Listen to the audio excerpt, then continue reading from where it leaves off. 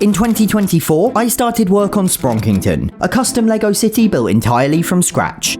I built a train station, a bridge, tube stations complete with underground platforms and custom tube train, a row of colourful houses, and a gloriously British high street, the only part of the city even close to being finished. But a lot can change in a year. In fact, everything's gone terribly wrong. Old Mrs. Green retired, and it went well for a few weeks, but then she grew hopelessly bored and unhappy. Her florist closed down and has fallen to ruin.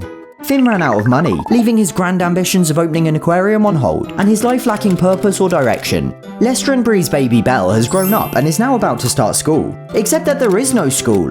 Noah and Kat have been rushed off their feet tackling the giant spider invasion, and Graham has mysteriously disappeared, his house boarded up to keep the ghosts inside.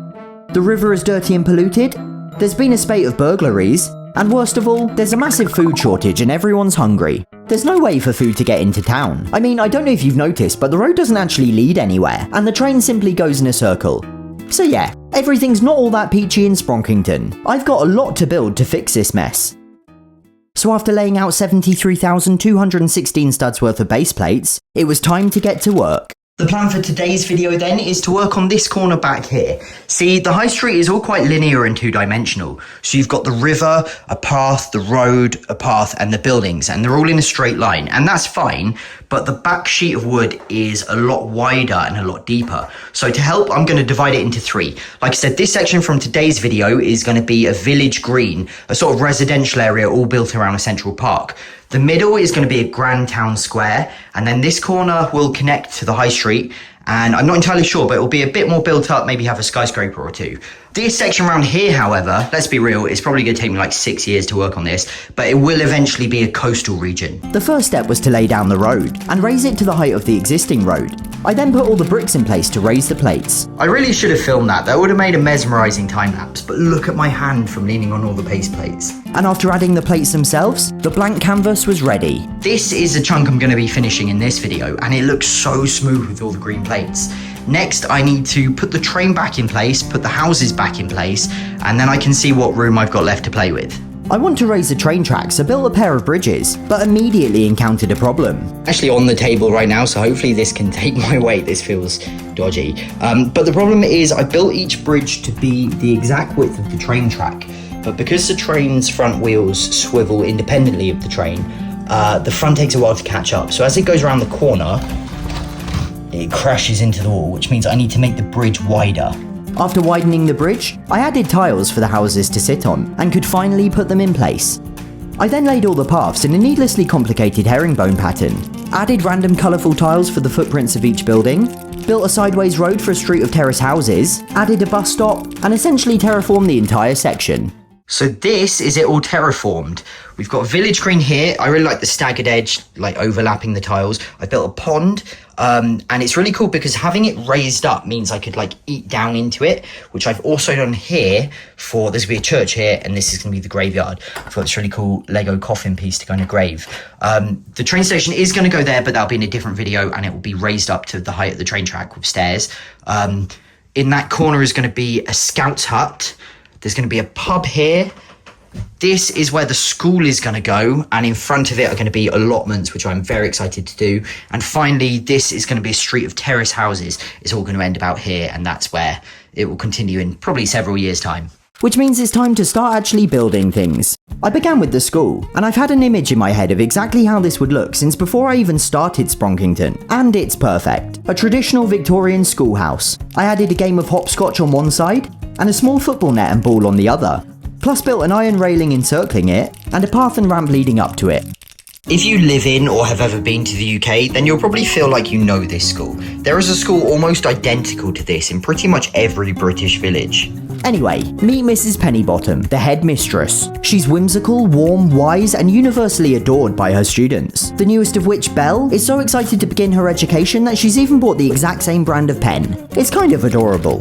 It feels like Spronkington is already healing. So next let's tackle the food shortage. I've already built a tunnel leading out of town so food deliveries can get in and out, but old Mrs. Green has had the idea to open a community vegetable garden in front of the school. I built a greenhouse, a shed, a potato bin, a log pile, a hose, compost bins, and loads of raised beds overflowing with fruits and vegetables. I had so much fun making these. The cabbages are made using minifigure hair, for instance, as is the broccoli, and I included loads of small details, such as a rabbit snacking on the carrots. Lastly, I built a picket fence around the edge, and not only has the food shortage been resolved, but old Mrs. Green feels useful and happy again. I feel like I need to give you a finished shot of this because it's just so colourful and so detailed. Alright, who's next? Finn the ex-fishmonger. With his dreams of opening an aquarium on hold, Finn's bought a small plot of land at the back of the city to realise another of his ambitions: becoming a scoutmaster. I built a log cabin style hut, added a pirate's flag because everyone loves pirates, then built a campfire, and most importantly, canoes. See, Finn's not given up on his marine dream entirely. His first act as scoutmaster is to clean up the river. We'll check back on them later. For now, immediately in front of the scout hut, I built a church. I was umming and ahhing about whether or not to build a church, but you just won't find a British village without one. Plus, it was a really great chance to build something architecturally interesting and unique. So I'm going to show you a few of my favourite details.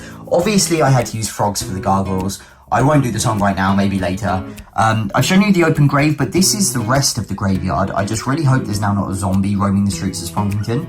I love the patchwork wood of the awning, but my favourite detail is definitely the stained glass windows. I'm going to take the roof off so I can see better. There we go, look at that. They're built using, I don't know what they're called, but like these turntable pieces with transparent plates, and I love it. This window, however, was a lot bigger, and because of the triangular roof, a lot trickier, so I just cheated and used transparent bricks. But, sorry, that was really wobbly. There is going to be a building in front of it, so we're not going to see that. So I'm happy with it. Anyway, next is another building any British village would be incomplete without, a pub. I opted for a Tudor design with a thatched roof, and this just might be my favourite building in the whole city. I added tables, parasols, bar stools, a traditional pub sign out front, and a pallet to the side, stacked with barrels and crates of bottles. In fact, I don't know if you noticed, but the pub itself uses barrels, and these curved windows I intended to look like giant ones. I love it. It's probably the most Spronkington building I've built yet, and after consulting resident landlord Maurice Muckford, we've named it the Tipsy Frog. Still not doing the song. This has all been breakneck speed, so I just want to recap where we're at so far. So I laid all the groundwork, we built the school, the allotments, the Scouts Hut, St. Spronkington's, and the Tipsy Frog. So I've still got loads of extra details like a bus stop and a few other bits. I've still got the street of terrace houses. I've still got a police station, which needs to be built because of all the burglaries, but I have no idea actually where.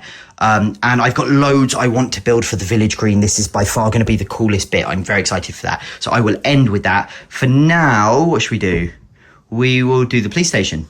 I honestly spent months on this building, and it's actually based on Limehouse Town Hall, which I've always thought looks like a police station. I added bars to one of the windows, and built a really cool skylight on the roof. It's run by triplets Pete, Pat and Paul Plum. Wait, I think it's Paul, Pat and Pete Plum. I can't tell them apart. They have no discernible personalities and always move in sync. I don't currently know where to put the police station. It's probably going to go in the bit of the city I'm not working on yet. But if anyone can catch the burglar, it's Paul, Pat and Pete, as soon as they finish feeding the ducks. Now there's been a good few new residents, so I built a street of terrace houses. Each house is identical, and in fact identical to many millions of real houses in the UK, but I have converted the M1 into a fish and chip shop. It's run by monarchist mariner Harry Haddock. And are you ready for its name? I don't think you're ready for this. Cod Save the King. If you're not from the UK, I should probably tell you that fish and chip shops always have spectacular puns for names. It's brilliant. Which brings us at last to the village green. First I added wooden bollards around the perimeter, then built the grand centerpiece, a Victorian bandstand, which was surprisingly complicated. I built a swing set, a slide and a seesaw, plus a picnic, a beacon and a beehive, which is admittedly a little close to the picnic. I finally finished the bus stop, added a bench near the allotments, and built a bike rental station. Oh, and one last thing. Does it come with a Lego frog? Yup. So that's another chunk of Spronkington done. I've still got loads to do. I've got to add details like plants, vehicles, trees. I've still got to fix existing trees. And as for the river, well, that is a very interesting story. See, Paul, Pete and Pat caught the burglar. None other than Arnold Oates. I guess he wanted some excitement in his life. He was sentenced to community service, helping Finn and the scouts with their marine cleanup. And it's now so clean that otters have been spotted for the first time in Spronkington history.